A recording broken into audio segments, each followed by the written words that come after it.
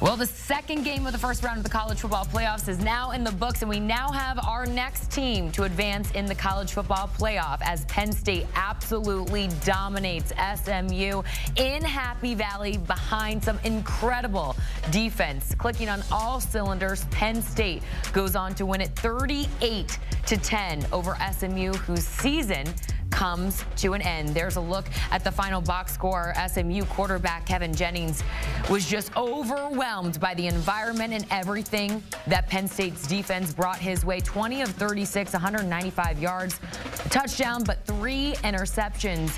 With the win, Penn State will now face Boise State in the quarterfinal round of the college football playoff at the Fiesta Bowl. As we take a look at the updated college football playoff bracket that is starting to take some shape now elsewhere with the result of Notre Dame, Indiana last night. The Irish have booked a date on New Year's Day in the Sugar Bowl with Georgia, and we will find out soon enough who we will see. Arizona State in the Peach Bowl and Oregon in the Rose Bowl. As we welcome you to our CBS Sports HQ studios. We have some post-game coverage to get to. I am Jordan Giorgio alongside Makenzie Brooks, Danny Kanell, and Douzable with you. Let's go ahead and get into all of it. Before we start with looking ahead in Penn State and who they will face in the next round, let's talk about all the takeaways. What was your biggest one, Lige, from this one? Dominant defense by the Penn State Nittany Lion defense. I mean, they showed up, knew Kevin Jennings was going to try to be mobile with his mobility, right? They forced him in some early turnovers, and then, you know, this DK as a quarterback, usually it's a snowball effect. Because even his third interception, we were talking about it, that technically wasn't on him, but that's the snowball effect, right? A defender gets in the way. Most quarterbacks try to sidearm it around him. He tries to throw it to him. The ball gets popped up in the air and it gets picked off. And then after that, SMU just could not get their footing in this game. But I love the dominance on the offensive line from Penn State, right? When that second quarter hit, they put it on the backs. Nick Singleton and also Katron Allen. They really got physical in that run game, and they had some success in the second and third quarter. This was the game. Last night I was more surprised by the outcome. This one I was actually nervous that this could happen to SMU because of that physicality. We saw both sides of the lines of scrimmage dominated by Penn State.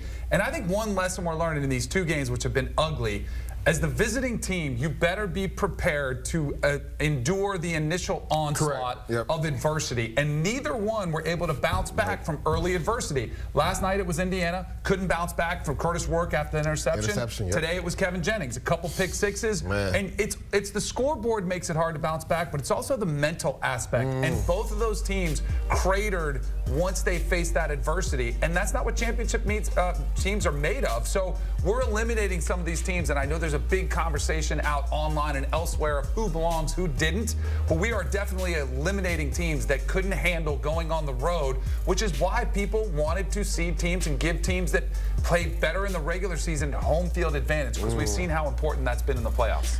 Kens, were you a little bit surprised with this outcome, considering what your model had was projected to be, or no? I mean, this is the biggest I told you so. Yeah, you're like, CC was graded from ear to ear. Notre Dame spreads. I've been on Penn State spreads. What I've learned from this, my biggest takeaway is take the first quarter spread of all of these home teams. My God, I mean, they're absolutely dominating. I could see a similar situation with Texas coming up here shortly. But again, we talked all week when I was saying why SMU is going to struggle here is because there were so many fumbles that Kevin Jennings started to have towards the end of the season. It wasn't necessarily fumbles today, but interceptions. Turnover prone and was getting really, really lucky. I had a good feeling in an environment like Happy Valley against a defense like Penn State, he wasn't going to have those cards just fall in his favor. And I hate to say it, you guys know I'm a big Mustangs girl all season. I've been riding the team totals. It's just too big of a stage for them. And I think the world of that team, but the pass rush, I mean, Kevin Jennings just under so much pressure, which we knew would be a problem. We're going to get into Penn State so much more. We're going to hear from James Franklin talking to the media after this big win and what's to come as they face Boise State in the Fiesta Bowl upcoming. But I do want to talk about SMU here for a bit. I know both of you, all three of you actually on set, were so high on the Mustangs. It's hard to root against them, right? Lige, what can you say about the turnaround that has occurred for this SMU program?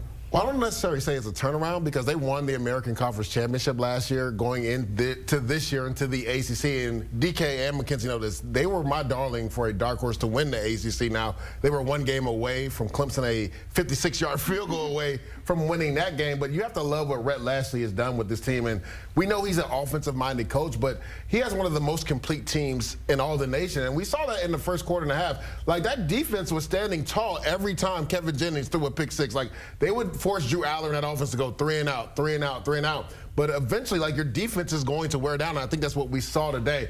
But you got to give a kudos to Rhett Lashlee. First year in the ACC, go to the conference championship, go to the CFP. Right now, this isn't the outcome they wanted. And to DK's point, when you haven't been in these scenarios, it's the team that doesn't blink that usually can win games like this. They haven't been in this scenario. So who's to say going forward, now that they've been here, they'll know how to react if they get back to the CFP. They did a phenomenal job. I thought they would compete in the ACC in 2 or 3 years, not in year 1. They did a great job hitting the portal, bringing in the size. Now they've seen, okay, what does it take to compete in the ACC versus what it takes to contend for a national championship? And I think that will be addressed. Like, this is a program that has a very strong desire and a passion to be elite in college football. In fact, they got out a little front of them back in the 80s when they got them in trouble. But now, in today's landscape where you actually can pay the players, I mean, they went to the ACC and took no money. They were like, we just want a chance to be at the top of college football. That's how much they're committed to it. So I think they will address those issues. Kevin Jennings is coming back. I think he'll improve and he'll learn from some of the mistakes he made throughout the season. You mentioned the turnovers. So I think you should expect SMU to be a team that competes for ACC championships pretty consistently, which is a great thing for the conference. And I think we shouldn't, and not just harp on the past, and I know I'm typically our SEC head here, and you're rooting for the ACC. I do 100% think they did deserve to be in this college football playoff. I don't think anybody should have been punished for playing an extra game, for being, going to a conference championship. So I'm happy to see them there. I don't think it was supposed to be in Alabama or Miami or anybody else but them. Just not an awesome look to see Indiana SMU back-to-back. I hate to see it. I do. Even though I'm the SEC girl, I do hate to see this. I'm just bummed because we talked about this like it was Christmas morning and we all opened up a bag of coal. Like, that's how bad it was. And it's been that way from last night and today. I really hope we get some good competitive games. I don't care who wins. I just want to see games that come down to the fourth corner. So does Lane Kiffin. You see this. Lane Kiffin has entered the chat again. We know we had some comments on X to say yesterday after the Indiana-Notre Dame outcome. It's disappointing. I get it from the fans' perspective. Both first games of the first round of the playoff have been disappointing blowouts. But what's your message to fans who are disappointed, Lijay?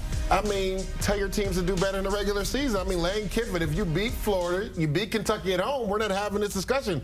And me and DK were talking about this. You didn't even have to win both of those games. You just win one of those games, and you're in the college football playoff. So cry me a river. Do better during the regular season. Beat the teams you're supposed to beat. To Mackenzie's point, SMU deserved to be here. You don't get punished for going to your conference championship. Ole Miss, maybe if you got to your conference championship, you'd have been in the CFP. It's amazing to think about sitting in this very seat, like, through the season since week 1. We were like, we have too many teams for a 12-team playoff. We need it bigger. And then there was a point in the season where it was like, oh, my God, we don't even have enough good teams to fill a 12-team playoff. Like, the roller coaster it has been. There was a point where maybe me, thought there could be like 5 or 6 SEC teams in, and then it was like, oh my God, maybe only we get 2. So has been fascinating, the roller coaster week after week that this season has been. I want to read you guys some scores, okay? All right. 46-10, 42-10, 55-10. 52-17, 49-26. I mean, these are all blowouts. You know what these are? These SEC on SEC. No, these are the CFP games. No, these are Super Bowls. Oh, like, wow. And those are 2 of the best teams in the NFL. They go toe-to-toe. Blowouts happen. That's my point. Like, it's a part of sports. Sometimes one team prepares better. They might be more talented. Sometimes a team lays an egg, like we saw from SMU.